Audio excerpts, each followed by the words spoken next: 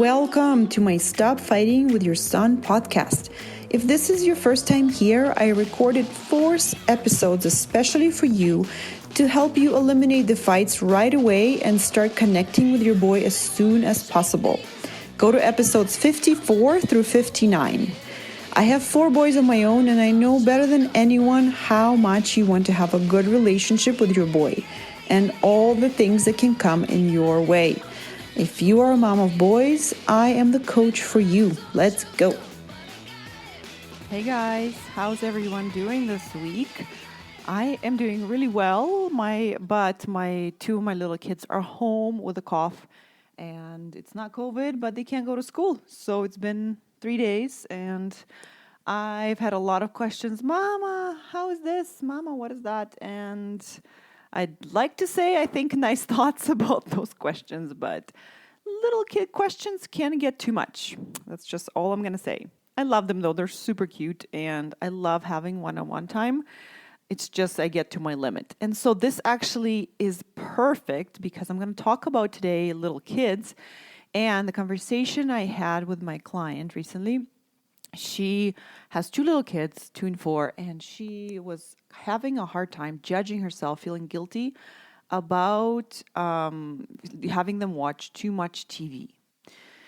And we explored what was going on for her in that moment, and I said, what is it? How are you feeling in the moment when you are letting them watch TV in the evening?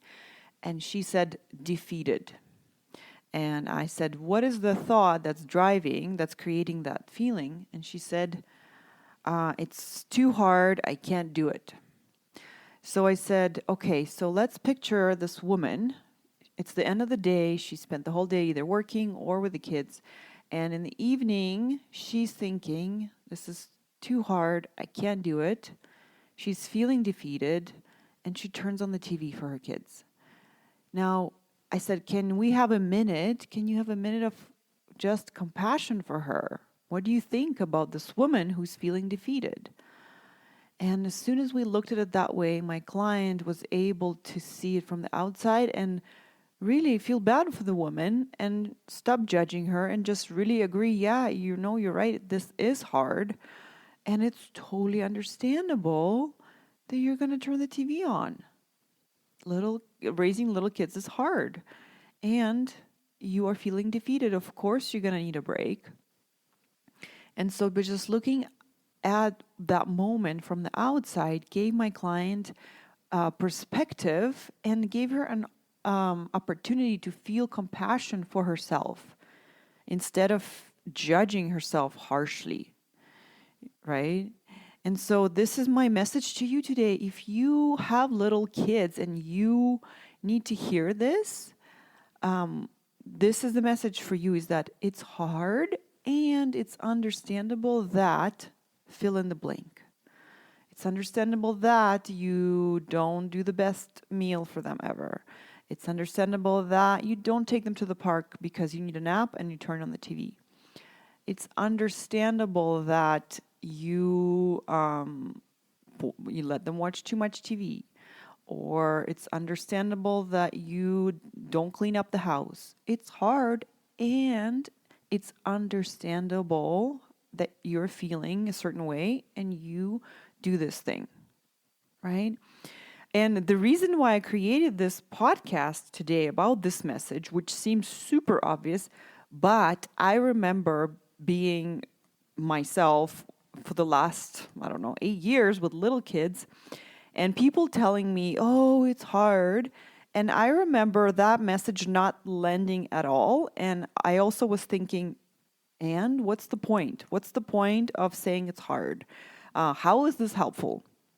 And I really didn't get what they were getting at.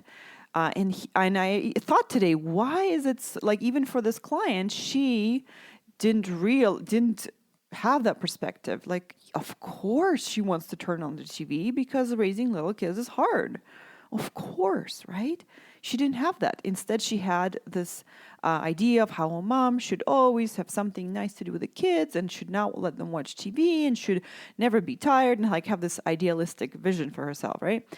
And so why? I thought about how come? How is this possible? It was me. People were telling me it's hard, and I was thinking, and what's your point? I don't see your point here. Like, I still have to do everything I have to do. Like, this is not helpful. So I came up with a couple of reasons. So the number one reason we think that we forget, we don't think it's hard, or we don't really get to the compassionate stage, or we don't like acknowledge that it's hard, is because we have idealistic ideas or perfectionism about what things should look like. And so we're more focused on that rather than the reality or how things are, or that it's hard. We would like to be a good mom. Our whole goal is we want to be the best mom all the time. And that's kind of creating a whole other problem, right? Even in the evening. After a whole day of being an amazing mom, we want to be an amazing mom 24/7. So that's number one. Number two, because we still get a lot done and we still manage to do a lot of things that are hard with kids interrupting us, we trick ourselves into believing that it's fine. Oh, it's fine. I can still do it, right? That's me all the time. I have little kids, big kids. I've had little kids for a long time. So it's fine. I can do it. And I don't acknowledge that it's super hard to do something when you're being interrupted all the time and you don't have ability to think and in a straight way, right? All these things. So that's why I think we don't give it time to acknowledge that, oh, it is kind of hard, right? We should we don't have to be so hard on ourselves. That's another reason. Another one I thought is the reason why we don't acknowledge that it's hard is because we are in it. We don't have time to sit around and think how hard it is. We have bums to wipe and people to feed and noses to wipe and clean up and answer mama 100 times a day. We simply don't have time to gain the outside perspective. Like other people, when they look at it, they're like, whoa, that's hard. Right? I had that so much in my life of having twins. People from outside would look at me and be like, whoa, you're busy. But while I was in it, I was thinking, no, this is fun. This is fine. La, la, la. These are cute boys, right? So I didn't have that ability to think from the outside. And the last point I want to make is we don't think it's hard because sometimes it's not really useful to feel like that feeling, whatever feeling it is that you're going to get when you're thinking it's hard, because it's quote unquote negative thinking. It's not useful. If you're going to sit around and feel bad for yourself, you're not going to get a lot done, or you're not going to be the nicest person. So part of the reason we just decide to not think it's hard, we decide to think I can do this, let's do it, I'm going to get it done, blah, blah, blah. But I want to suggest to you a new version of it's hard that's going to be useful to you sometimes, right? And that version of it's hard is it's hard and it's understandable that ... Use it only when you need to stop judging yourself for not being that great mom, for not being that perfect mom that you want to be. And the rest of the time, go back to it's totally fine, I can do this. But when you are not being that mom, go back to this one and gain that outside perspective that it is so hard. Little kids are hard. I've had 3 full days with my twins who are 5, almost 6, and I have had really good opportunity to practice this. I've been giving myself lots of breaks. That means they're watching TV, or I say, okay, you guys go play outside and I'm going to be here because my head needs a break because they're constantly talking to me, right? Or I would say, okay, go play in the basement and I need a break, right? So I have been really conscious about how demanding they are of my attention, my brain space, my attention.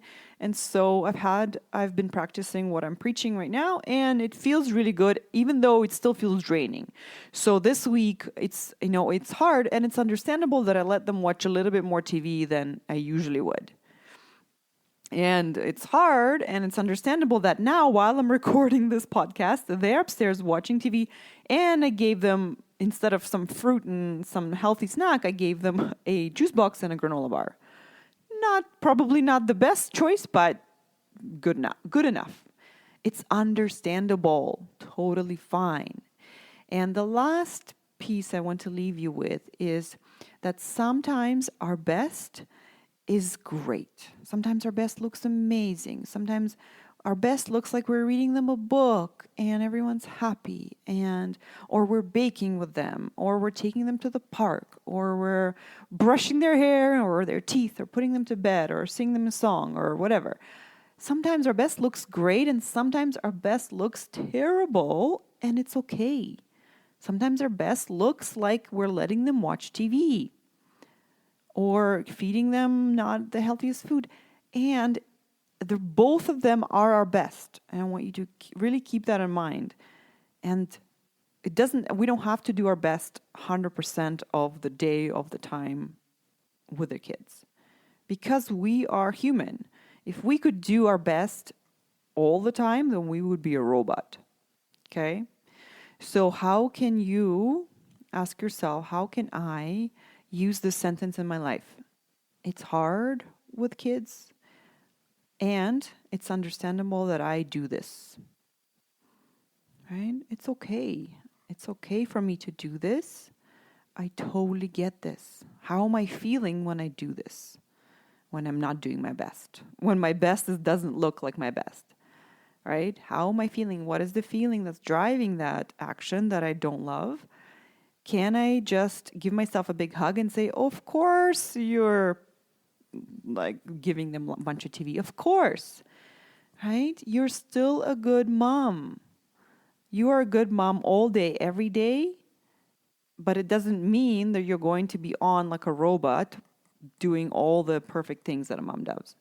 So I'm going to give you this message because I think that it would be useful for us to acknowledge that while we're in the middle of it and find the purpose of it's hard, right? It's hard, and how can I give myself some compassion here? It's understandable that. I hope this is useful to you. I wish I have gotten this point earlier when my kids were even smaller, because I was judging myself a lot for all the imperfect things that I was doing. But now they're still little, 5, and I'm finally getting it. Like, oh, right, it's okay to be imperfect some of the time, more of the time that I would like. It's okay. I'm human. This is the key operating part here, is you're human. All right, guys, I love you all so much. And I want to ask you, if you are finding these episodes helpful, please share them on your social media, send them to a friend, however you do want to share them. I would love for you to share this message so that others can get this perspective and feel the relief and stop judging themselves. Please do that. Also, I want to invite you to sign up for a free session with me. You can go to Coaching Natalia, www.coachingnatalia.com, and go to sign up for a free session. And I want to offer to you that this is the gift you will give yourself and make your whole week, month, the rest of your life better by just spending these 45 minutes with me and investing that time in yourself, so that you can walk away feeling relieved, feeling more clear about what it is you're struggling with, and more clear about the solution. Because sometimes what we think the problem is not actually the problem. And sometimes what we think the solution is, it's not actually the solution. That's why we're stuck. So I want to invite you to come and get unstuck with me. It's kind of like going to the doctor, and you think something, you think you know what the problem is, but you're not quite sure. So you want to get the expert to take a look, and the doctor will ask you a lot of questions to get the full picture, right? Like, where's it hurting? When did it start? Show me, what hurts. Is it hard? Is it soft? Like, how much is it bothering you? And then once the doctor gets all the information, they will then, they prescribe a solution to you, or they offer you a few options, and they say, okay, I think it could be this or this, and let's do more tests and find out more, or they give you a prescription or solution. And you walk away from that appointment feeling like this problem is as good as done because you did everything you can. You talked to the expert and you know that it's going to be solved because you're going to do all these things to solve it. You feel clear, like, oh, right, I think it's this problem, and you feel clear about the solution. And this is exactly the same thing that happens in a call with me, the first call, because you have a chance to hear yourself talk. And I want to offer that talking to someone who is outside of your life is very helpful because I don't have an agenda for you or your life. I don't know you. I don't have an opinion of how you should live your life or what you should do. I will simply talk to you and find out everything that's going on for you. And I will ask you a lot of questions. I'll ask you a lot of questions about what it is that you want. So like a doctor assumes you want to feel better, right? For you, I will ask you, what kind of better? Tell me what it is that you want at the end of this. How do you want the solution to feel? How do you want it to look like? And I will tell you my opinion of how it is it can be reached. And often just hearing the solution, we are able to get there because we understand by formulating the solution, we then are able to just implement it in our life because everything clicks into place in our brain. Other times, of course, we need to do more coaching, more practicing, more all of the things that we have to do, other ways. And so, but the first session, it is completely free. You have nothing to lose. And in fact, I really think it's the best feeling you can get by just someone listening to you vent and be open, and you can just take the load off and feel relieved, feel clear. You'll feel clear after it. And you will also gain a new perspective on your life, which will then allow you to feel better about your life. So sign up. I really encourage you to just try it. Its first session is completely free. And the worst case scenario is that you're going to be out of time, like you're going to take the time. And I think the worst case scenario is you still get a clearer picture of what it is that you want and how to get there. So go to my website, www.coachingnatalia.com. Sign up for a free session, and I would love to meet you, talk to you, and help you. Okay, guys, I love you, and I'll talk to you next week. Bye.